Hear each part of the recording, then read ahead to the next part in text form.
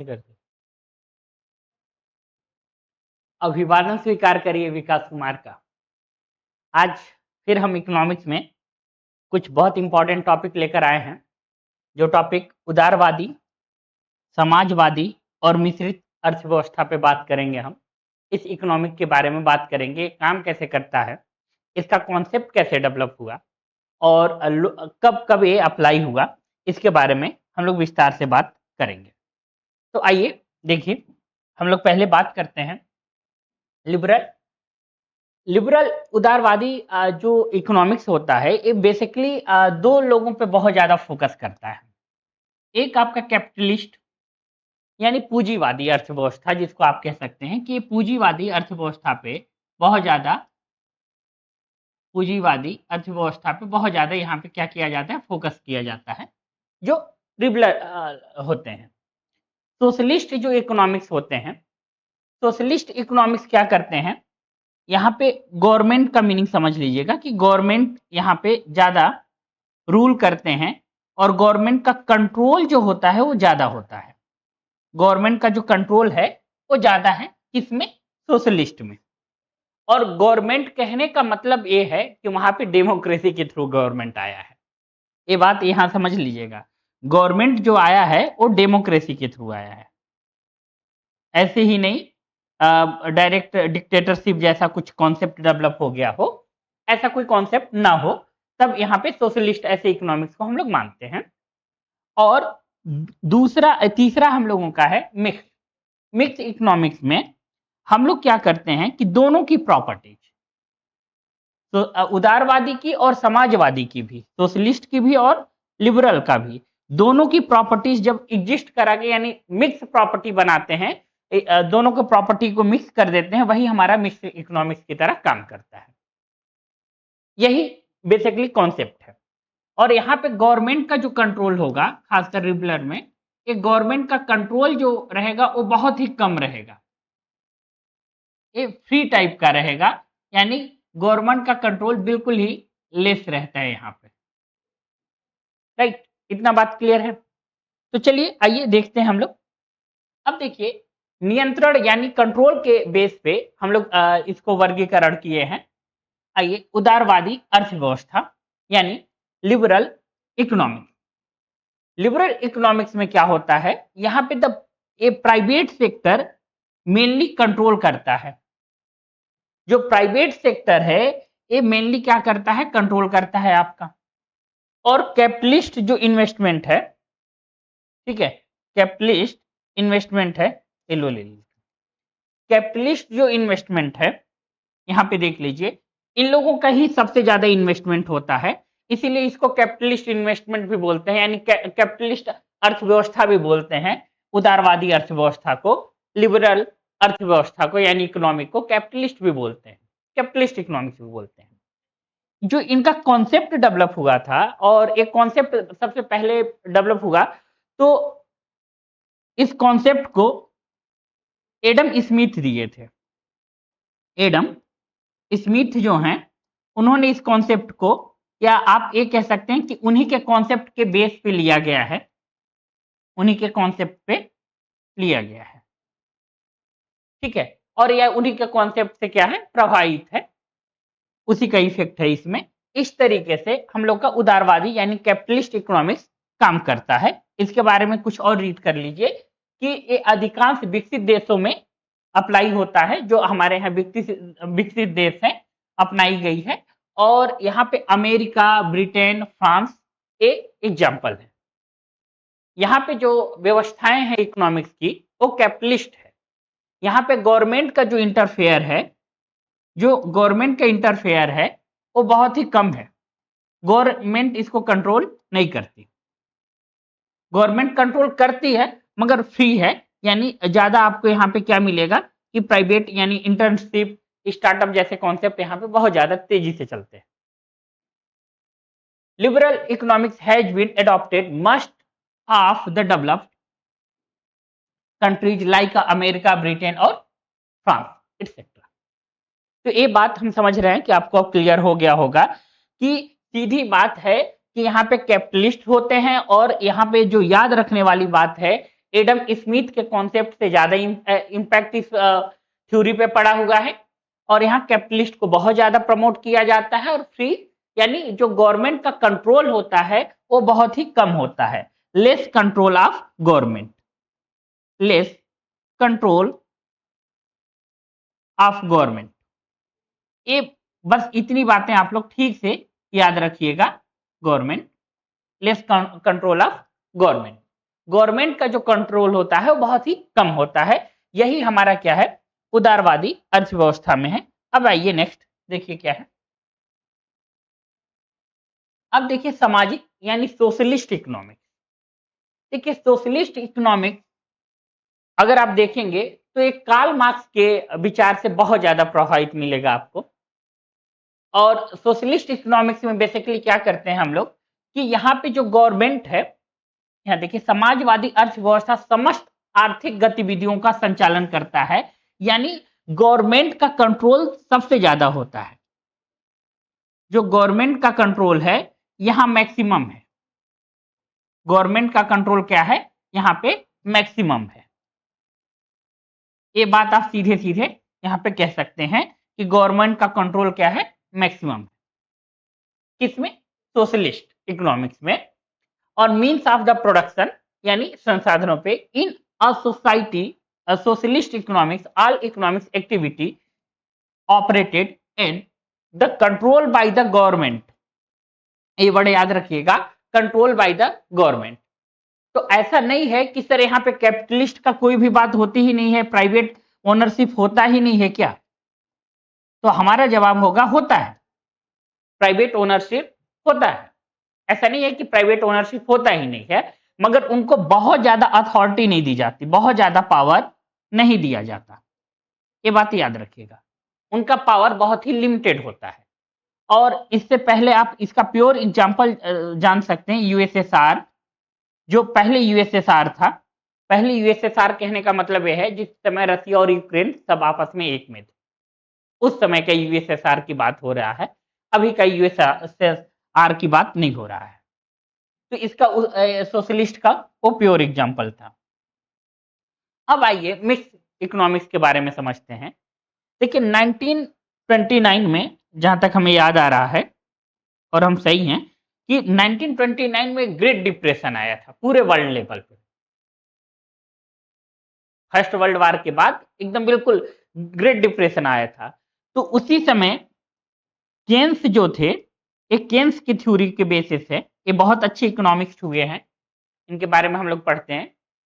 तो केन्स की जो थ्योरी थी वो फिर अपनी थ्योरी प्रपोज किए, सोशलिस्ट को मिलाए और किसको, कैपिटलिस्ट को मिलाए, लिबरल को मिलाए।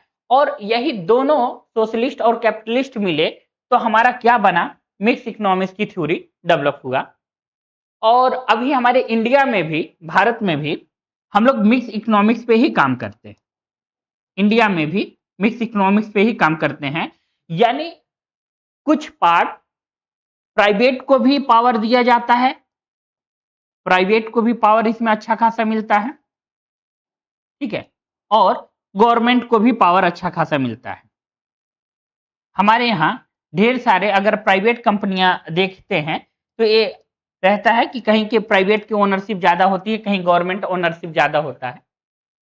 तो आप जैसे पीएसयू की कंपनियों को छोड़ दीजिए, पब्लिक सर्विस यूनिट की कंपनियों को छोड़ दीजिए, बाकी सारे जो आपको कंपनियां दिखेंगी लगभग वो प्राइवेट ही होते हैं। प्राइवेट होने का बड़ा सिंपल सा क्राइटेरिया है कि वहां पे क्या हो, स्टॉक होल्डिंग उनकी ज्यादा हो, शेयर उनका ज्यादा हो। तो यही कुछ इकोनॉमिक्स के बेस पे काम करते हैं हम लोग इंडिया में। तो इसका थ्योरी सुन लीजिए, मिश्रित अर्थव्यवस्था इस स्वरूप में उदारवादी समाजवादी दोनों, उदारवादी समाजवादी दोनों अर्थव्यवस्थाओं की विशेषताएं पाई जाती हैं। दोनों की क्वालिटी इसमें एग्जिस्ट करता है। और ये सार्वजनिक यानी पब्लिक और प्राइवेट यानी निजी दोनों क्षेत्र से आर्थिक विकास में परस्पर सहयोगी भूमिका निभाते हैं, दोनों प्राइवेट भी और पब्लिक भी। जैसे अभी हम आपको पढ़ा रहे हैं यहाँ से साकेत से, तो ये भी क्या है, एक प्राइवेट है, निजी अर्थव्यवस्थाएं हैं। पब्लिक अर्थव्यवस्था नहीं है। अगर आप गवर्नमेंट में जा रहे हैं तो गवर्नमेंट स्कूल में अगर जा रहे हैं तो क्या है, पब्लिक अर्थव्यवस्था है। वहां दोनों मिलकर यहाँ पे पब्लिक पब्लिक और प्राइवेट दोनों मिलकर क्या करते हैं कि ग्रोथ कराते हैं, दोनों का ग्रोथ, दोनों पे डिपेंडेंट होता है ग्रोथ। और एक कॉन्सेप्ट डेवलप अभी हम आपको बताए थे कि 1929 में जब ग्रेट डिप्रेशन आया था उसी टाइम का है। और एक केन्स की थ्योरी से जो बहुत अच्छे इकोनॉमिस्ट हुए, उनके थ्योरी से बहुत ज्यादा प्रभावित है, उनके थ्योरी से बहुत ज्यादा प्रभावित है। तो यही हमारा क्या है, मिक्स इकोनॉमिक्स।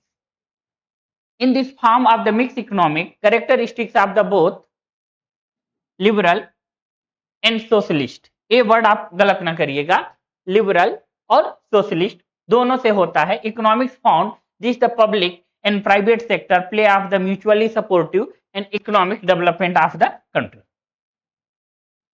अब आइए हम लोग कुछ और जान ले कि ये जो कैपिटलिस्ट इकोनॉमिक्स है उस पे क्या क्या उसके प्रॉपर्टीज होते हैं और किस चीजों पे बेसिकली ज्यादा फोकस होता है। तो यहाँ पे अहस्तक्षेप नीति और निजी स्वामित्व, कहने का मतलब ये है कि प्राइवेट ओनरशिप, जो प्राइवेट ओनरशिप है उस पे गवर्नमेंट बहुत ज्यादा इंटरफेयर नहीं करती। इसका एक एग्जांपल हम आपको देकर बताते हैं और करंट का एग्जांपल देते हैं। 2008 में लाइम ब्रदर एक कंपनी थी, लाइम ब्रदर ऐसी शायद स्पेलिंग है, स्पेलिंग मैच करा लीजिएगा, लाइम ब्रदर करके कंपनी थी। तो ये हुआ क्या कि ये ओनरशिप की काम करती थी। ओनरशिप कहने का मतलब ये है कि बैंकों से, कंपनियों से लोन लेती थी और मैन्युफैक्चर करती थी, कंस्ट्रक्शन करती थी, बहुत अच्छा प्लॉट वगैरह बनाया करती थी। अब इसको बैंक वाले भी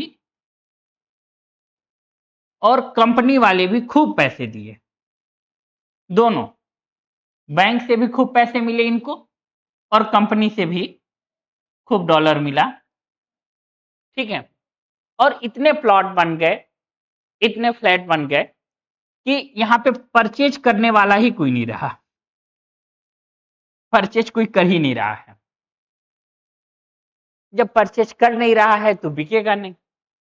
अब जब बिकेगा नहीं तो होगा क्या, इकोनॉमिक्स तो डिक्लाइन हो ही जाएगी। वहां का मैनेजमेंट व्यवस्था धड़ाम से नीचे गिर गया। अब हम लोग ग्लोबलाइजेशन के दौर में हैं, अमेरिका की इकोनॉमिक्स डाउन हुई तो इंडिया पे इंपैक्ट तो पड़ेगा। हम इसका एग्जांपल क्यों दे रहे हैं, बता रहे हैं। कैपिटलिस्ट जब प्रॉफिट कमा रहे होते हैं तो गवर्नमेंट के पास नहीं जाते, कहते हैं आप इंटरफेयर मत करो मेरे काम में। मगर अगर उनको लॉस हो गया तो भागे भागे किसके पास जाएंगे, गवर्नमेंट के पास, और कहेंगे आप हमारा क्या करो, हेल्प करो, आप हमें सहयोग दो कि हमारा कुछ काम बने। और बहुत लोग क्या होगा कि अनएम्प्लॉयमेंट हो जाएंगे, क्राइसिस आ जाएगा, ऐसी ढेर सारी बातें होने लगती हैं। तो पहले तो इन लोग क्या बोलता है कि भाई आप हमसे इंटरफेयर मत करो, हम जैसा कर रहे हैं करने दो। मगर जब भी इस तरीके का होता है तो तुरंत इन लोग भागे भागे गवर्नमेंट के पास जाते हैं और वहां से कहते हैं आप हमें हेल्प करना, ठीक है। खैर उसकी बात बता रहे थे हम, सुनिए।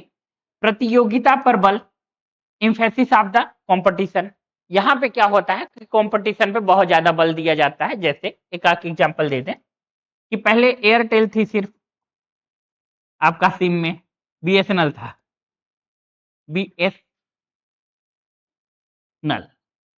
ठीक है। बाद में फिर एयरटेल आई, एयरटेल के बाद जब जियो आया तो सबको क्या किया, साफ कर दिया। इन्होंने कंपटीशन बढ़ा दिया, इन्होंने कंपटीशन बढ़ा दिया और सबको क्या कर दिया, साफ कर दिया।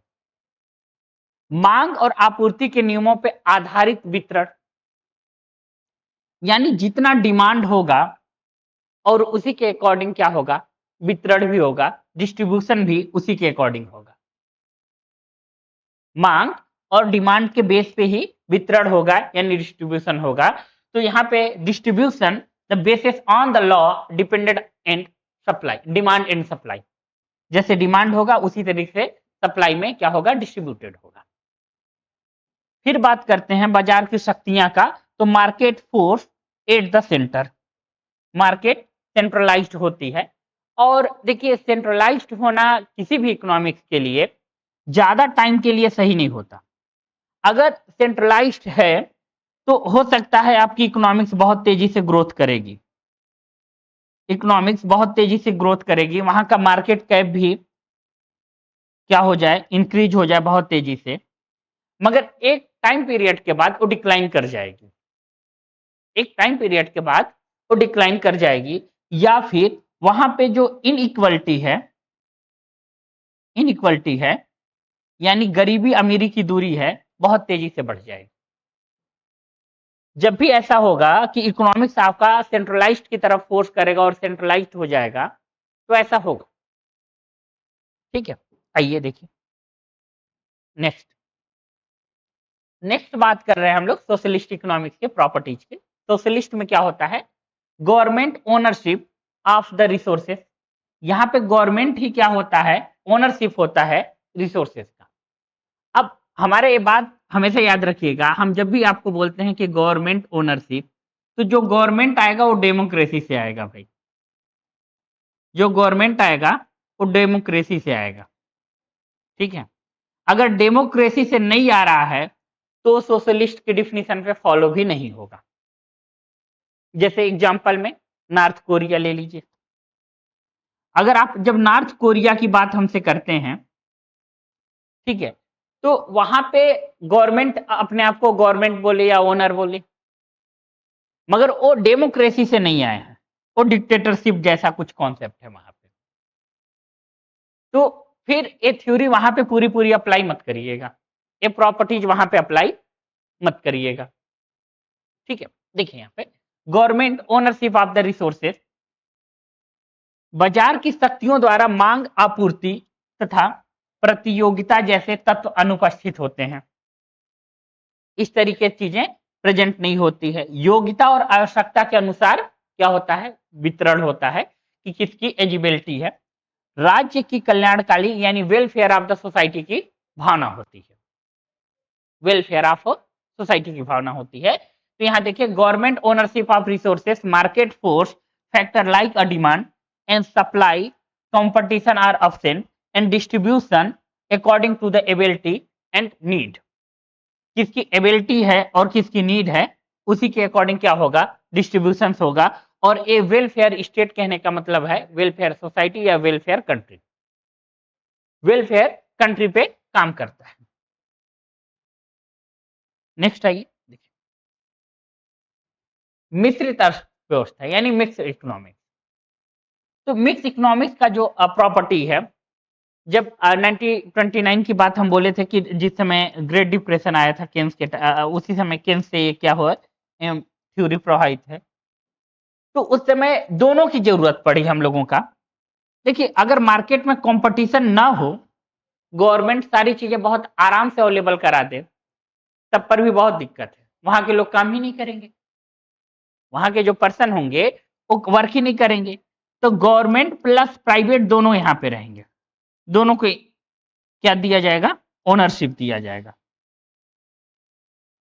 ओनरशिप मिलेगी, गवर्नमेंट को भी मिलेगा और किसको मिलेगा, प्राइवेट को भी मिलेगा। तो उसी के बारे में देख लीजिए, ownership of resource by the both state and private sector, state कहने का मतलब country, both market and non market competition are present simultaneously, दोनों चीजें होंगी कि कंपटीशन भी होगा और नहीं भी कंपटीशन होगा। अब देखिए कंपटीशन कहने का मतलब क्या है, थोड़ा सा समझ लीजिए। देखिए कंपटीशन हमेशा हम लोग क्या करते हैं ना कि अपने बराबरी वाले से ही करते हैं, यानी अगल बगल के पड़ोस से जहां रहते हैं उसी से करते हैं। अब हम कंपटीशन अंबानी से नहीं कर सकते यार, अडानी से नहीं कर सकते, इन लोगों से हमारी कंपटीशन नहीं है। हाँ अंबानी अडानी आपस में कंपटीशन करें कोई दिक्कत नहीं है, इन लोग आपस में कंपटीशन कर सकते हैं। हम कंपटीशन एलन मस्क के करने नहीं जाएंगे। तो कंपटीशन हमेशा लगभग बराबरी वालों से ही होता है। अब जो व्यक्ति बेसिक नीड से लड़ रहा हो, जो व्यक्ति जिसकी बेसिक नीड भी फुलफिल ना हो, और आप कहो कि नहीं आप इससे टक्कर लो, तो कैसे होगा? इसीलिए मिक्स इकोनॉमिक्स में ये बात सीधा सीधा है कि यहाँ पे कंपटीशन है भी और नहीं भी है। और mix value of the system, ये वैल्यू सिस्टम पे काम करता है। वैल्यू सिस्टम कहने का मतलब ये है लोगों को प्रॉफिट भी हो और वेलफेयर भी हो। वैल्यू सिस्टम कहने का मतलब ये है कि प्राइवेट को भी प्रॉफिट हो, प्राइवेट को भी क्या हो, प्रॉफिट हो, पहला चीज। और सेकेंड बात ये है लोगों का वेलफेयर भी हो, पर्सन का वेलफेयर भी हो। अब एक बात हम समझाते हैं कि कैसे ये दोनों एग्जिस्ट कर जाते हैं। देखिए, जियो के आने से पहले इंटरनेट बहुत महंगा था। जियो आया तो प्राइस तो थोड़ा बढ़ा दिया उनको, अब प्राइस अभी बढ़ा हुआ है, मगर पहले से तो सस्ता ही है। तो पहले से सस्ता है तो प्राइस बढ़ने की वजह से हुआ क्या कि लोगों के प्राइस पहले से तो सस्ता है, यानी सबके पास लगभग इंटरनेट पहुंच गया, पहले से सस्ता है तो पहला चीज ये काम हुआ। और उनको भी प्रॉफिट हुआ, प्रॉफिट रिलायंस के मालिक को भी हुआ, जियो वालों को भी हुआ। तो यहाँ पे दोनों विन विन है। यहाँ पब्लिक को क्या हुआ, पब्लिक को बहुत लो कॉस्ट में इंटरनेट मिल गया, इंटरनेट लो कॉस्ट में मिल गया, यहाँ पब्लिक विन हो गई, ठीक है। और यहाँ से जो रिलायंस के जियो के मालिक है उनको भी पैसे मिल गए, और इधर से ये भी विन हो गए, दोनों लोग विन हो गए। तो यही बात पर्टिकुलर फोकस किया जा रहा है मिक्स इकोनॉमिक्स पे, यही चीज बताने का प्रयास किया जा रहा है। मिक्स वैल्यू सिस्टम है, दोनों को प्रॉफिट, प्राइवेट को भी और पब्लिक को भी, राइट। अब आइए देखिए,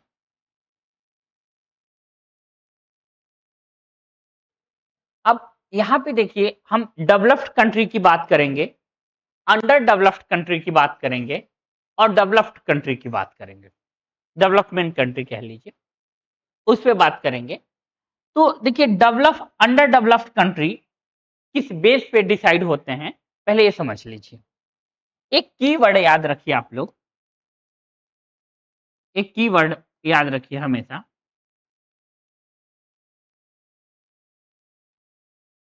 जिस कंट्री की लिविंग स्टैंडर्ड हाई हो, लिविंग स्टैंडर्ड हाई हो, वो भी मैक्सिमम पीपल का, ऐसा नहीं कि कुछ लोगों का, वहां का लगभग मान लीजिए मैक्सिमम लिख देते हैं, और एक क्राइटेरिया भी नहीं दिया गया है, मगर मान के चलिए कि 80% से अधिक पीपल का लिविंग स्टैंडर्ड क्या हो, हाई हो। लिविंग स्टैंडर्ड हाई कहने का मतलब क्या हो, वहां पे हेल्थ अच्छा हो, एजुकेशन अच्छा हो, एजुकेशन अच्छा हो। और हेल्थ और एजुकेशन कब अच्छा होगा, जब क्या होगा, अच्छा इनकम होगा। इतना बात क्लियर है कि नहीं? कब अच्छा होगा, जब अच्छा इनकम होगा। तो बेसिकली तीनों का जो डिफिनेशन है अंडर डेवलप्ड, डेवलपमेंट और डेवलप्ड कंट्री का, इसी के इर्द गिर्द घूमता रह जाएगा। बाकी हम लोग रिसोर्सेस की बात करेंगे, सारी बातें करेंगे, मगर इसी के इर्द गिर्द आसपास घूमता रह जाएगा। देखिए बात करते हैं आप, आइए देखिए अंडर डेवलप्ड कंट्री।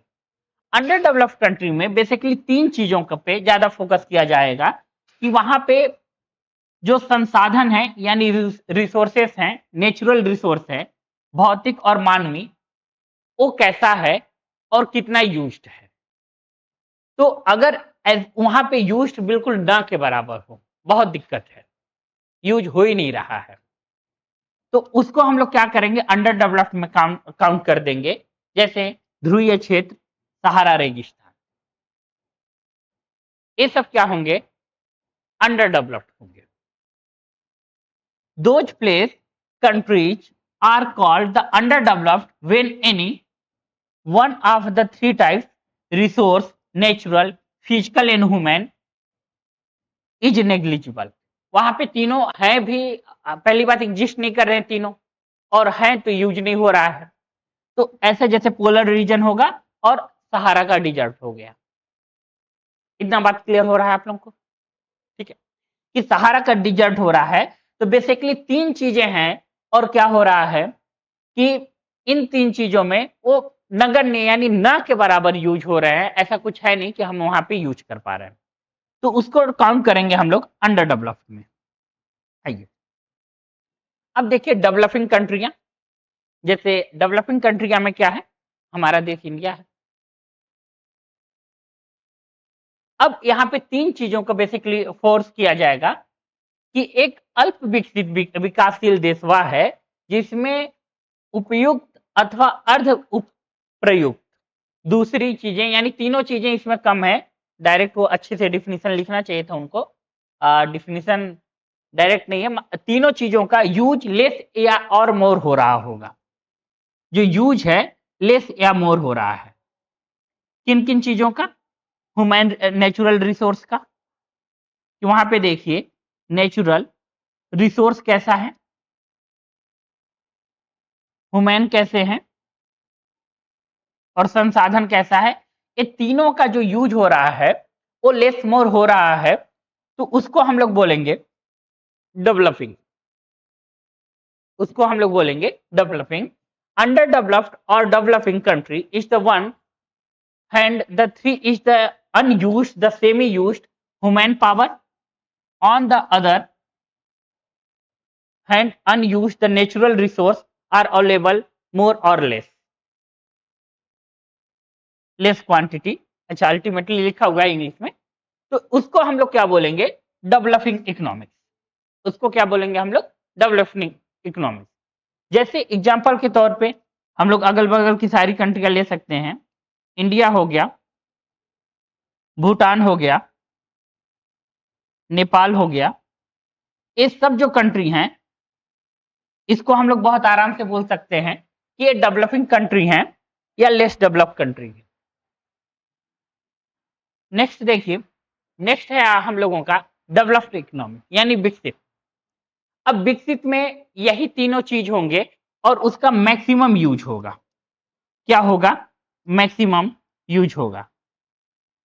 कोई कमेंट कर रहा है कि सर अभी आप बोले थे लिविंग स्टैंडर्ड वाली बात कहाँ आ रहा है? आएगा दोस्त, चिंता क्यों कर रहे हैं, आएगा, वो प्रॉपर्टीज में आएगा। ठीक है, उन स्थानों देशों को विकसित कहा जाता है जहां उत्पादन के तीनों संसाधन प्राकृतिक, मानवीय और भौतिक पर्याप्त मात्रा में उपलब्ध हैं और यूज भी हो रहा है। अनुकूल यूज भी यानी उपयोग भी हो रहा है। Those countries are called the developed when all the three resources of the production, natural, human and physical are available is the sufficient quantity and they are being optimally और properly। मतलब उसको बहुत अच्छे से हम लोग यूज कर पा रहे हैं। तो मैक्सिमम यूज जब होता है तो उसको क्या बोलेंगे हम लोग? Developed country. जैसे एग्जांपल के लिए लिख लीजिए अमेरिका, चाइना को भी अब काउंट कर लीजिए। ठीक है, रसिया पहले से था मगर अब की कंडीशन क्या है वार के बाद, देख लीजिएगा, रसिया भी, और यूके भी लिख लीजिए, यूके, यूनाइटेड किंगडम, ये सारी चीजें। आइए नेक्स्ट, अब देखिए, अब यहाँ पे कुछ पैरामीटर रखा गया है कि हम किसको क्या बोलेंगे? विकसित यानी डेवलप्ड इकोनॉमिक्स किसको बोलेंगे? वो पैरामीटर क्या है? राष्ट्रीय आय और प्रति व्यक्ति आय निर्धारित का एक स्तर ऊपर हो। राष्ट्रीय आय में प्राथमिक क्षेत्र में की तुलना में यानी द्वितीय क्षेत्र और तृतीय क्षेत्र में अधिक एम्प्लॉयमेंट हो, उनका योगदान अधिक हो। वैज्ञानिक प्रगति और तकनीकी पे उच्च स्तर पे काम होता हो, उसको हम लोग क्या बोलेंगे? विकसित। सुन लीजिए, national income and per capita income should be above one level के बाद, यानी बेसिक नीड से ज्यादा, सीधा सीधा समझ लीजिए कि वो बेसिक नीड से अधिक उनके पास पैसे वैसे हों और वो काम धाम अपना कर लो और ग्रोथ कर ले, काम करके ग्रोथ कर ले, सीधी बात। और सेकेंडरी में क्या है, और यहाँ पे सेकेंडरी सेकेंडरी कहने का मतलब कंस्ट्रक्शन, मैन्युफैक्चर, ये सारे चीजों में वो बहुत ज्यादा क्या हो, कंट्रीब्यूशन हो वहां पे। और प्राइमरी में देखिए, प्राइमरी सेक्टर में होता क्या है कि इनकम का सोर्स जो होता है वो तो मैक्सिमम मिल जाते हैं, मगर इनकम कम होता है, इनकम कम होता है, ऐसा अभी तक तो यही देखा जा रहा है। जैसे फॉर एग्जांपल में अभी आ रहे हैं तो बता रहे हैं इंडिया की बात, वहां पे हाई लेवल की साइंटिफिक प्रोग्रेस हो और टेक्नोलॉजिकल प्रोग्रेस हो। अब फिर से हम एग्जांपल अगर अमेरिका का, साउथ कोरिया का लें तो आपको दिक्कत नहीं होना चाहिए। रीजन ये है कि आपके हाथ में जो मोबाइल भी है ना, वो भी अमेरिका, साउथ कोरिया और चाइना का ही देन है। वो टेक्नोलॉजी पे बहुत अच्छा से, साइंटिफिक रिसर्च पे काम करते हैं, हम लोग चाहे जो कह लें। आइए देखिए, विकसित अर्थव्यवस्था में और क्या है, advance level infrastructure and industrial reach, हम सिर्फ इंग्लिश में रीड कर दे रहे हैं। Low population burden and high standard of living, वहां का पॉपुलेशन क्या है, लो है, पॉपुलेशन क्या है, लो है, और लिविंग स्टैंडर्ड क्या है, हाई है। लिविंग स्टैंडर्ड क्या है, हाई है। Okay. High rate of the capital formation, वहां पे जो कैपिटल का फॉर्मेशन है बहुत हाई लेवल पे हो रहा है, यानी पूंजी का निर्माण जो हो रहा है, यानी रुपए कमाने का या डॉलर कमाने का जो रिसोर्स हैं बहुत हाई लेवल पे है, रिसोर्स हैं उनका लेवल क्या है, बहुत हाई है। इसका कहने का मतलब ये है, एक्सपोर्ट मेनली मैन्युफैक्चर गुड्स, वो इंपोर्ट कम करते हैं, उनका इंपोर्ट जो लेवल है वो बहुत कम है, इंपोर्ट बहुत कम है, और एक्सपोर्ट जो है वो बहुत अधिक है, एक्सपोर्ट जो है बहुत अधिक है। और हम लोग क्या करते हैं, बहुत ज्यादा इंपोर्ट करते हैं, एक्सपोर्ट बहुत कम करते हैं। यहां तक कि ऑयल को भी हम लोग को इंपोर्ट करना पड़ता है। और बताते हैं फिर, काफी समझते हैं, आइए पहले बात कर ले अल्प विकसित व विकासशील व्यवस्थाएं, इस पे बात कर लेते हैं। Less development and developing economic के बारे में बात कर ले। ठीक है, इसका एग्जांपल तो आप लोगों को दे दिए थे ना, इसका एग्जांपल में आप नोट कर सकते हैं, वही यूएसए, कनाडा, यूके है। ठीक है, साउथ कोरिया, ये सब नोट कर सकते हैं।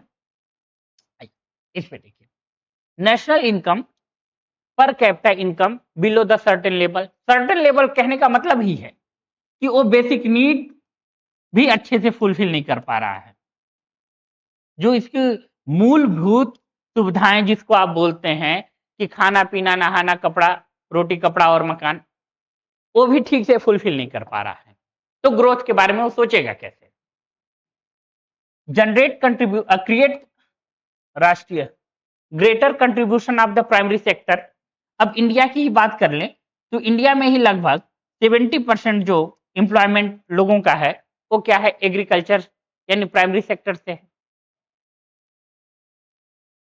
और प्राइमरी सेक्टर में समस्या इस बात का है, प्रॉब्लम इस बात को लेकर है कि वहां पे इनकम के रिसोर्सेज बहुत अच्छे नहीं है।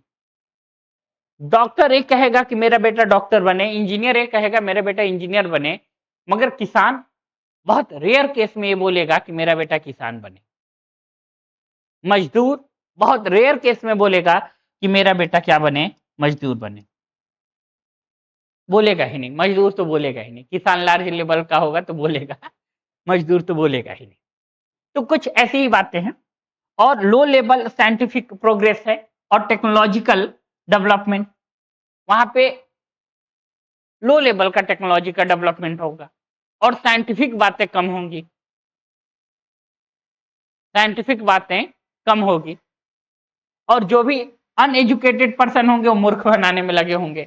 जैसे आपको बता दें, इंडिया में 90% से अधिक जो बाबा लोग बैठते हैं वो बेवकूफ बनाने का काम करते हैं, सिर्फ 10% ही जो होते हैं रियल में जानकार और आपको अच्छी ज्ञान की बात देंगे जो कि प्रैक्टिकली सही है, मगर 90% हैं जो कि आपको बेवकूफ बनाने वाला काम करते हैं। 90% अनसाइंटिफिक बातें करेंगे, इलॉजिकल बातें करेंगे 90% लोग। अब देखिए, industrial backwardness and low level of the infrastructure, industry का वहां पे बहुत ज्यादा नीचे गिरा रहेगा। और क्या होगा, लो लेवल का क्या होगा, इंफ्रास्ट्रक्चर होगा, इंफ्रास्ट्रक्चर भी वहां पे क्या होगा, लो लेवल का। आइए कुछ और बातें, यहाँ पे पॉपुलेशन, इसकी बात देख लीजिएगा। हाई पॉपुलेशन होगी, पॉपुलेशन क्या होगा आपका, हाई होगा, और लिविंग स्टैंडर्ड लो होंगे। घर में 12 सदस्य हैं मगर लिविंग स्टैंडर्ड क्या है, लो है। लिविंग स्टैंडर्ड लो कहने का मतलब ये है कि उनकी बेसिक नीड भी पूरा नहीं हो रहा है और एजुकेशन और हेल्थ पर का भी ख्याल नहीं रखा जा रहा है कि अच्छे से ग्रोथ कर पाए। तो यहाँ पे high population density and low standard living of the people, low rate of the capital formation, capital formation का भी रेट क्या होगा, लो होगा। और export mainly raw material natural resources. एक बहुत इसका हम एग्जांपल आप लोगों को और देना चाहेंगे।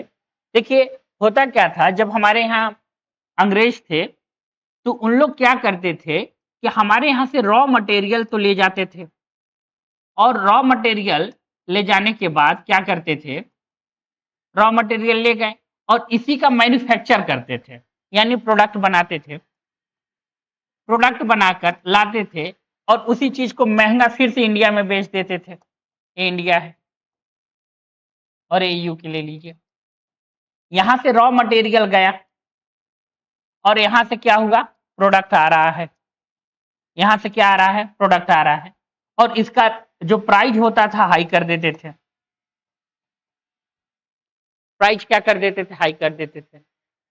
तो यही बात जस्ट यहाँ पे कहा गया है कि उन लोग क्या करेंगे कि एक्सपोर्ट कर देंगे रॉ मटेरियल को, रॉ मटेरियल रिसोर्सेज भेज देंगे। और जो भी अंडर डेवलप्ड कंट्री होते हैं, इन लोगों का एक बात और नोटिस करिएगा कि यहाँ पे इंपोर्ट जो होगा प्रोडक्ट का, जो प्रोडक्ट का इंपोर्ट होगा वो बहुत ही हाई लेवल पे होगा, और एक्सपोर्ट जो होगा वो लो लेवल पे होगा, एक्सपोर्ट जो होगा लो लेवल पे होगा। अगर ऐसा हो रहा है तो कंट्री पक्का है कि डेवलप कैसे करेगी यार। अगर रॉ मटेरियल का, जो अभी हम आपसे बात बोल रहे हैं, रॉ मटेरियल का यूज, रॉ मटेरियल का यूज उसी कंट्री में हो जिस कंट्री में मैन्युफैक्चर हो, उसी कंट्री में मैन्युफैक्चर हो, उसी कंट्री में क्या बने, प्रोडक्ट बने, उसी कंट्री में क्या प्रोडक्ट बने, तो यार एम्प्लॉयमेंट वहां पर ही क्रिएट होगा, एम्प्लॉयमेंट तो वहां पे ही क्रिएट होगा। और एम्प्लॉयमेंट क्रिएट होने की वजह से, अगर एम्प्लॉयमेंट क्रिएट हुआ तो जाहिर सी बात है, एम्प्लॉयमेंट क्रिएट हुआ तो इनकम आएगा, और इनकम आएगा तो वहां की लिविंग स्टैंडर्ड हाई होगी, लिविंग स्टैंडर्ड क्या होगी, हाई होगी। बात आप समझ पा रहे हैं। तो रॉ मटेरियल हमारे कंट्री से किसी और कंट्री में जाना भी डेंजरस, एक्सपोर्ट होना भी वो ठीक बात नहीं है। हमें अपने यहाँ का टेक्नोलॉजी डेवलप कर लेना चाहिए। आइए अब बात करते हैं हम लोग कुछ और क्लोज इकोनॉमिक के बारे में बात करते हैं। देखिए क्लोज इकोनॉमिक रियल में ना अब एग्जिस्ट करता ही नहीं। जो क्लोज इकोनॉमिक की बात करेंगे, रियल में एग्जिस्ट करता नहीं। क्लोज इकोनॉमिक पहले एग्जिस्ट किया करता था, यानी अगर आप 1000 साल पहले चले जाएं तो उस समय शायद एग्जिस्ट करता हो अच्छे से, अभी एग्जिस्ट करता ही नहीं। इसलिए नहीं करता क्योंकि कुछ न कुछ हम लोग क्या करेंगे, इंपोर्ट एक्सपोर्ट करेंगे ही, इंपोर्ट एक्सपोर्ट पक्की बात है कि करेंगे ही, इधर उधर कंट्री से अगल बगल से लेन देन करेंगे ही। क्लोज इकोनॉमिक कहने का मतलब है ना ही इंपोर्ट करो ना ही एक्सपोर्ट करो, कुछ भी नहीं करना है आपको, नहीं इंपोर्ट करना है ना ही एक्सपोर्ट करना है। और वहां पे जीडीपी जो होता है और जीएनपी होता है, जीडीपी और जीएनपी दोनों हमेशा इक्वल आपको मिलेगा, ग्रॉस डोमेस्टिक प्रोडक्ट और ग्रॉस नेशनल प्रोडक्ट, दोनों आपको क्या मिलेगा, इक्वल मिलेगा। देखिए एग्जाम्पल के तौर पे बुक में आपको मिल जाएगा कि नॉर्थ कोरिया क्या है आपका क्लोज इकोनॉमिक्स है, मगर यार क्लोज आइडियल कंडीशन में रहना बहुत टफ की बात है, ऐसा है नहीं। देखिए सुनिए यहाँ पे, an economic which does not have a kind of the economic relation with the external economics, the import or export activities are zero। देख लीजिए यहाँ पे एक्सपोर्ट और इंपोर्ट आपस में क्या है, जीरो है, ना एक्सपोर्ट हो रहा है ना ही इंपोर्ट हो रहा है, वो क्या है, नेग्लिजिबल है, वो क्या है, नेग्लिजिबल है। लाइक नॉर्थ कोरिया लिखा हुआ है मगर हम वो भी नहीं है आइडियल कंडीशन में, ठीक है। ये एग्जाम्पल के तौर पे नॉर्थ कोरिया आपको बुक में मिल जाएगा, मगर प्रैक्टिकल तौर पे तो ये भी एग्जिस्ट नहीं करता। यानी इसका सीधा सीधा मीनिंग समझ लीजिएगा, एक्सपोर्ट और इंपोर्ट क्या हो जाएगा आपका, जीरो हो जाएगा। नेक्स्ट आइए, नेक्स्ट बात करते हैं, कुछ क्लोज इकोनॉमिक की बातें कर लें कि क्लोज इकोनॉमिक क्या होता है, जो हम आपको अभी बताए उसी चीज को रीड कर दे रहे हैं। This economics has a no economic connection with the rest of the world. और ऐसा होगा जब वो क्लोज इकोनॉमिक होगा तो वर्ल्ड में चाहे कुछ भी हो अदर कंट्री में, उसके इकोनॉमिक एक्टिविटी में कोई भी फर्क नहीं पड़ेगा, यहाँ पे कोई भी इंपैक्ट नहीं पड़ेगा। जैसे कि हम लाइम ब्रदर की बात आपसे करें, लाइम ब्रदर की बात करें कि इंडिया भी इंपैक्ट पड़ा था अमेरिका की वजह से, मगर क्लोज इकोनॉमिक में ऐसा कोई इंपैक्ट नहीं पड़ेगा, जैसा वहां चल रहा है वैसा वहां चल रहा है, कुछ भी दिक्कत नहीं आने वाली है। तो the economics is the no economic connection with the rest of the world. Next यहाँ पे, in this the economic both gross domestic product and national domestic product income are same.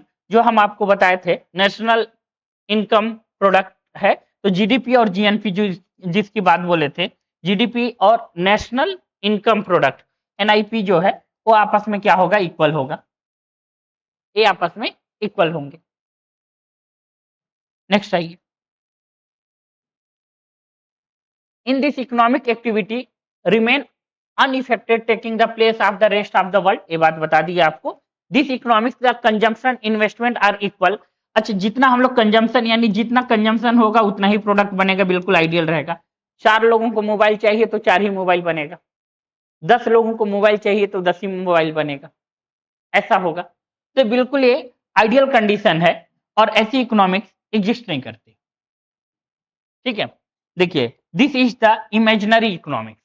ये जो इकोनॉमिक्स की भाषा है इमेजिनरी है, यानी एक कंडीशन एक इमेजिनरी कंडीशन है, ऐसा हो नहीं सकता। This benefit of the international trade are not available in this the economics and capital formation of the negligible in this economics. जो कैपिटल फॉर्मेशन होगा वो भी क्या होगा, नेग्लिजिबल होगा। नेक्स्ट देखिए, ओपन इकोनॉमिक्स। अब देखिए ओपन इकोनॉमिक्स की जब बात करते हैं तो ओपन इकोनॉमिक्स से कोई भी चीज अभी अछूता नहीं रह गया, कोई भी कंट्री अछूता नहीं रह गया। इकोनॉमिक्स कोई भी कंट्री की बात करेंगे तो अब यहाँ हम लोग हमेशा किसी से रॉ मटेरियल ले रहे हैं, इंपोर्ट एक्सपोर्ट होना तो तय है, इंपोर्ट एक्सपोर्ट यहाँ पे आपका जीरो नहीं होगा, यही बात सीधी सीधी जान लीजिए। कोई ना कोई वैल्यू यहाँ पे ABCD जो भी आना होगा ये आएगा, इंपोर्ट एक्सपोर्ट होगा, ये ओपन इकोनॉमिक की प्रॉपर्टीज है। और प्रैक्टिकल तौर पे चाहे कोई भी कंट्री हो ओपन इकोनॉमिक्स ही है, क्लोज इकोनॉमिक्स तो एग्जिस्ट ही नहीं करेगा। यार नदी तो एक दूसरे का तो बांट देखेगी नहीं और वो तो जाएगी ही, हवा तो बहेगा ही, तो आप कैसे क्लोज इकोनॉमिक्स कह लोगे। चाइना कोविड से इंपैक्टेड था, बाद में हम लोग बहुत परेशान हुए। तो देखिए, this is the economics which has the economic relation with the rest of the world. In this economics the exchange of the goods and services. Goods और सर्विसेज हम लोग आपस में क्या करते हैं, एक्सचेंज करते हैं। There is the external flow of the goods and services and from the countries in such a economic production and consumption of a capital formation affected the external transaction. ये ओपन इकोनॉमिक्स की बातें होती है, goods और services आपस में import export होता ही है। अब यहाँ पे एक नोट में ये बात पढ़ लीजिए जो हम अभी आपको बोले थे, almost all economics are the modern world in the open economics. पूरे वर्ल्ड की जो इकोनॉमिक्स रहेगी वो हमेशा क्या रहती है, ओपन ही इकोनॉमिक्स होती है, क्लोज इकोनॉमिक्स नहीं होती। In open economics liberal and private economics element have great influence that there are the minimum restriction or import or export। Minimum restriction जैसे हांगकांग हो गया, सिंगापुर हो गया, ये बहुत ज्यादा इम्पैक्टेड हो जाएंगी। सिंगापुर तो पूरा पूरा नदी के किनारे ही बैठता है, बसा हुआ है, बैठता है कहने का मतलब था, ठीक है। आइए देखिए, मगर अभी वो डेवलप्ड कंट्री में आता है, हम लोगों से बहुत आगे है भाई। This economic relation with the economics of the other world, यानी ये सबसे रिलेशन आपस में रखते हैं, पूरा रिलेशन आपको मिलेगा। इन this economics the difference between the national income and the domestic income, ये हमेशा नेशनल इनकम से यानी जीडीपी और जीएनपी कह सकते हैं, या नेशनल इनकम कह लीजिए, नेशनल इनकम ही कर लीजिए, नेशनल इनकम ऑफ द, इन दोनों का लेस ग्रेटर का रिलेशन हमेशा बनेगा। ऐसा नहीं होगा कि आपस में इक्वल होंगे। क्लोज इकोनॉमिक्स में क्या होता था, ये दोनों आपस में इक्वल हुआ करते थे, मगर यहाँ पे अलग अलग बनेगा रिलेशन, राइट। देखिए, it's economics activity affected the change of the taking place of the rest of the world. जैसा लाइम ब्रदर का एग्जाम्पल दिए थे, तो उसी के एग्जाम्पल को आगे बढ़ा देते हैं कि एक दूसरे पे इंपैक्ट तो इनका पड़ेगा ही। और this economics some of the consumption investment may be more और लेस, ऐसा नहीं होगा कि जितना का कंजम्पशन की इन्वेस्टमेंट किए पूरा पूरा कंजम्पशन होगा, एकदम ये आइडियल कंडीशन नहीं होगा। ऐसा हो सकता है भारी प्रोडक्शन होगा, कम इन्वेस्टमेंट होगा, या कम इन्वेस्टमेंट होगा, भारी प्रोडक्शन होगा।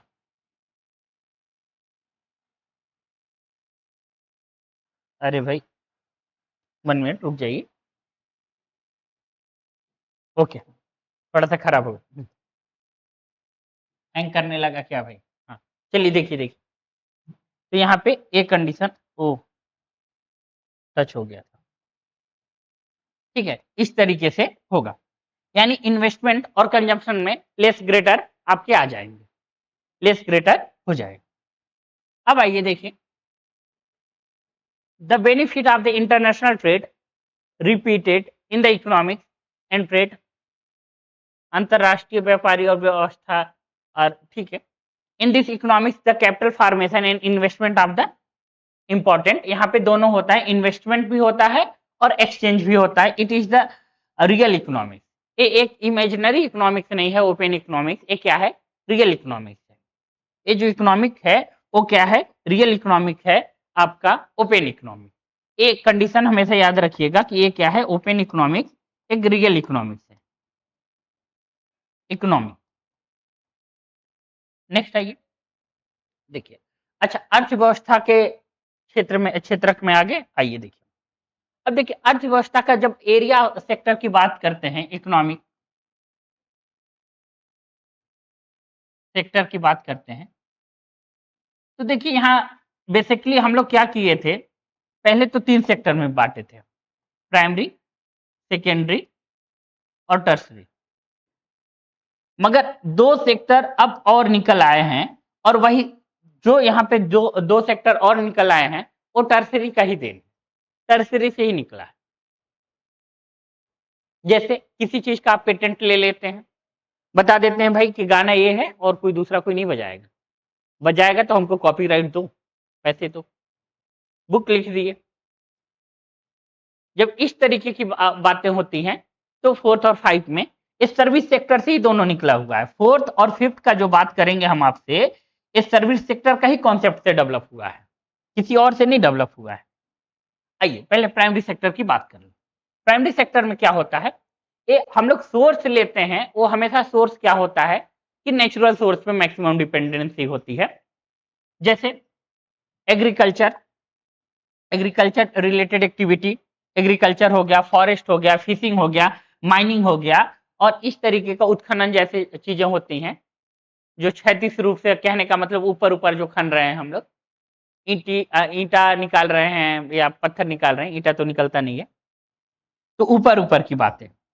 ये क्षैतिज का मीनिंग समझ लीजिएगा, ये नहीं कि factory sir coal mine India है वो क्या प्राइमरी सेक्टर में आएगा, नहीं नहीं, वहां पे बहुत ज्यादा खुदाई होती है। क्षैतिज कहने का मतलब है कि आप हल जोत रहे हो या फिर बहुत एक लेवल तक ही, कुआं खोदने तक ही जा रहे हो, ठीक है, आप कुआं खोदने तक ही जा रहे हो, ऐसा नहीं कि एकदम बिल्कुल अंदर गहराई तक चले जा रहे हो। अब देखिए सेकेंडरी सेक्टर, सेकेंडरी सेक्टर में हम लोग कंस्ट्रक्शन की बात करते हैं कि घर बनवा रहे हैं, आयरन था, यानी एल्युमिनियम का क्या होता है, बॉक्साइड था, और बॉक्साइड से हम लोग क्या बना रहे हैं, एल्युमिनियम बना रहे हैं। मैन्युफैक्चरिंग की बात करते हैं, इलेक्ट्रिसिटी, गैस, वाटर सप्लाई, ये सारी बातें हम लोग करते हैं प्राइमरी में। टर्सरी जो होता है, इस सर्विस सेक्टर की बात होती है, सर्विस जिसके बारे में हम एक्सप्लेन किए थे। तो सर्विस सेक्टर में क्या है, जैसे transport, transport communication, transport communication कहने का मीनिंग क्या है, सिंपल सी बात है सर, कि अगर आप पैदल जाएंगे 10 किलोमीटर तो 1 घंटा लग जाएगा, हम आपको बाइक से छोड़ देते हैं तो 10 मिनट भी नहीं लगेगा, ये ट्रांसपोर्ट होगा। कम्युनिकेशन, ऐसे आप किसी से बात करने के लिए बहुत दिक्कत होगा, पास में जाके मिलेंगे तभी कम्युनिकेट करेंगे, ऐसे मोबाइल से डायरेक्ट बात कर सकते हैं। बैंकिंग एंड इंश्योरेंस, भंडारण क्या है, स्टोरेज है, बिजनेस है, और कम्युनिटी सर्विस है, राइट। देखिए प्राथमिक यहाँ पे प्राइमरी सेक्टर के बारे में देख लीजिए, तो वही प्राइमरी सेक्टर का एग्जांपल है, सुन लीजिए, हिंदी में आप लोग कर लेना, इंग्लिश हम बता दे रहे हैं। The sector of the economic, the natural resource, ये वर्ड मत छोड़िएगा, natural resource are often are a product that is the natural resource, the economics are accounted under, it is called the primary sector. It is also the agriculture and allied sector. Agriculture या natural resources से जो मिलते हैं हमें, हम उसको क्या बोलते हैं, प्राइमरी सेक्टर बोलते हैं। फिर से वही एग्रीकल्चर, वही फॉरेस्ट्री, फिशिंग, माइनिंग, वर्टिकल, ये लगा हुआ है। नेक्स्ट देखिए, आइए सेकेंडरी सेक्टर किसको बोलते हैं, the sector of the economic, जैसे हम बिल्डिंग बना रहे हैं, घर बना रहे हैं, ये सब क्या है, ये सब क्या आएंगे, सेकेंडरी सेक्टर में आएगा। तो secondary sector use the product of the primary sector, यानी रॉ मटेरियल को यूज करके हम प्रोडक्ट बना दिए। जब तक वो रॉ मटेरियल, सिंपल सा समझ लीजिए कि वो जब तक वो बॉक्साइड है, बॉक्साइड है, बॉक्साइड है, ये क्या है, प्राइमरी सेक्टर है, मगर आप इसको क्या बना दिए, एल्युमिनियम बना दिए, और इससे क्या बना दिए, एक बर्तन बना दिए, एल्युमिनियम बना के एक बर्तन बना दिए, तो ये क्या हो गया आपका, एल्युमिनियम बना दिए आप या बर्तन बना दिए, तो क्या हो गया, ये आपका सेकेंडरी में आ गया, ये आपका किस में आ गया, सेकेंडरी में आ गया, ठीक है। और इसका यूज करने लगे तो वो क्या आ जाएगा, यूज करने लगे, मान लीजिए यहाँ से गाड़ी उठाए, आयरन उठाए, और आयरन से फिर क्या बनाए, गाड़ी बनाए, गाड़ी बनाना सेकेंडरी सेक्टर है, मगर गाड़ी को यूज करना, उससे सर्विस लेना टर्सरी है, उससे यूज करके सर्विस लेना टर्सरी है। तो इसी की बात कर रहे हैं कि manufacturing of the raw material activity is called the secondary sector. देखिए सेकेंडरी सेक्टर में क्या है कि कंस्ट्रक्शन और manufacturing, elasticity of the gas, water, उसी की बात कर रहे हैं। आइए टर्सरी सेक्टर, टर्सरी सेक्टर कहने का मतलब क्या है, जो हम सर्विस लेते हैं, सर मोबाइल है, आप हमसे बात कर रहे हैं, ये क्या है, सर्विस है। अभी हम आपको पढ़ा रहे हैं, ये क्या है, सर्विस है। आप इसे फील कर रहे हैं, महसूस कर रहे हैं, ये कोई प्रोडक्ट नहीं। अभी आप सब क्लासरूम में बैठे हुए हो, ठीक है, चले जाओगे, हम क्या दिए भाई, कुछ दिए नहीं दिए, आपको क्या एहसास हुआ, इकोनॉमिक्स थोड़ी सी सीखने को मिली या ठीक ठाक सीखने को मिली, तो आपको सर्विस मिला। जिस डायमेंशन में आप इकोनॉमिक्स को नहीं सोच रहे थे, एक हम डायमेंशन दे दिया आपको, वो क्या हुआ, सर्विस हुआ। तो यही बात हम लोग इसमें करते हैं, various type of the service provided, this the sector also is the called off the service sector. This service is the useful the revive the primary. Primary देखिए, प्राइमरी से सेकेंडरी जो एग्जांपल दे रहे थे, जैसे यहाँ पे एक आयरन लिए, पहले आयरन का यहाँ पे पत्थर यानी स्टोन है, हेमेटाइट बोलते हैं, हेमेटाइट से हम आयरन बनाए, आयरन से फिर क्या बनाए, गाड़ी बना लिए, गाड़ी बनने तक ये आयरन और गाड़ी बनना सेकेंडरी सेक्टर है। यहां से हेमेटाइट पाए ये क्या है हमारा प्राइमरी है, ये क्या है प्राइमरी है, ये सेकेंडरी हुआ। मगर फिर यहाँ से वैन बना लिए हम अपना गाड़ी और यहाँ से क्या करने लगे, यूज करने लगे, तो यूज करने लगे तो यही क्या आ गया हमारा टर्सरी में आ गया, यही क्या हुआ टर्सरी में हो गया। बात क्लियर हुई या नहीं, क्लियर है, ठीक है। नेक्स्ट आइए देखिए, फिर यही सर्विस सेक्टर की बात करेंगे हम लोग, ट्रांसपोर्ट एंड कम्युनिकेशन, बैंकिंग और community service, business, storage and insurance. Next देखिए, अब यहाँ पे जो हम आपसे बात कर रहे थे क्वाटनरी सेक्टर के बारे में, कि जैसे हम लोग कोई चीज बनाए, इजाद किए, अब कोई और यूज कर रहा है, जैसे सॉन्ग वगैरह की बात कर रहे थे हम, बुक लिखने की बात कर रहे थे, वैसा ही कुछ बात है। देखिए, अर्थव्यवस्था में इस क्षेत्र को बौद्धिक गतिविधियां में शामिल किया गया है, जैसे सरकार, संस्कृति, पुस्तकालय, अनुसाधन, शिक्षा, सूचना, प्रौद्योगिक, इस तरीके को हम लोग ये सब निकले हैं तो टर्सरी से ही आए हैं, मगर इसे अलग एक सेक्टर दे दिया गया। तो in the intellectual activity of the included the sector of the economics such the government, culture, library, research, education, information, ये सब क्या आएंगे आपके क्वाटरनरी सेक्टर में आएंगे। और ये देखिए नेक्स्ट क्वाइनरी सेक्टर। अब क्या हुआ, विश्वविद्यालय, वैज्ञानिक गैस, ये सारी चीजें, जैसे समाज की अर्थव्यवस्था में उचित स्तर निर्णय लेने वाले संस्थान, जैसे सरकार, गवर्नमेंट, विश्वविद्यालय, मीडिया, विज्ञान, लाभकारी संस्थान आदि जो शामिल किया जाता है, वो क्या होता है आपका क्वाइनरी सेक्टर होते हैं। यानी क्वाइनरी यानी पंचक, हिंदी में वर्ड पंचम क्षेत्रक है, पंचम। This include the high level of decision making institution in a society are the economics such a government, university, media, science and non-profit of the organization etc. ये क्या किस में आते हैं आपका क्वाइनरी सेक्टर में आते हैं। ओके, फिर देखिए, अच्छा इकोनॉमिक स्ट्रक्चर की बात करते हैं तो थोड़ा सा एक बात हम बता दें। देखिए, जब इंडिया का इकोनॉमिक स्ट्रक्चर की बात करते हैं आप लोग, तो एक्चुअली इंडिया का इकोनॉमिक स्ट्रक्चर कुछ ऐसा ही नहीं है। आप किसी भी एक कंट्री की तरह इंडिया के इकोनॉमिक स्ट्रक्चर नहीं समझ सकते। इंडिया के 1% जो लोग हैं वो टॉप के अमेरिका के कंट्री से मैच करता हुआ आपको मिलेंगे, या सिंगापुर के कंट्री से मैच करता हुआ मिलेंगे 1% जो लोग हैं, और लगभग 27% जो लोग हैं वो आपको इंडोनेशिया से इसका कंपेयर बहुत आराम से कर सकते हैं। और बाकी जो परसेंटेज बचे, यानी कितना बच गया आपका 78%, ये आप सीधा सीधा साउथ अफ्रीका से कंपेयर कर सकते हैं, वो क्राइसिस से जोड़ते हैं, साउथ अफ्रीका से कंपेयर कर सकते हैं। इस तरीके का कुछ इंडिया का इकोनॉमिक स्ट्रक्चर है। यानी यहाँ बहुत इतने अमीर आदमी बनते हैं, जैसे अडानी दूसरे नंबर पे आ गए थे पूरे वर्ल्ड में, और इतने भी गरीब होते हैं जो भूख से मर जाते हैं। इंडिया का इकोनॉमिक स्ट्रक्चर कुछ ऐसा ही है। तो इस पे सारी थ्योरी अप्लाई हो जाती है, कोई थ्योरी फ्लॉप नहीं जाता, कम या अधिक करके सारी थ्योरी क्या होती है अप्लाई हो जाती है। तो इसी इकोनॉमिक स्ट्रक्चर में बात करेंगे, the national income of the country is the monetary measure of the amount final goods service produce the particular period which known as the domestic product.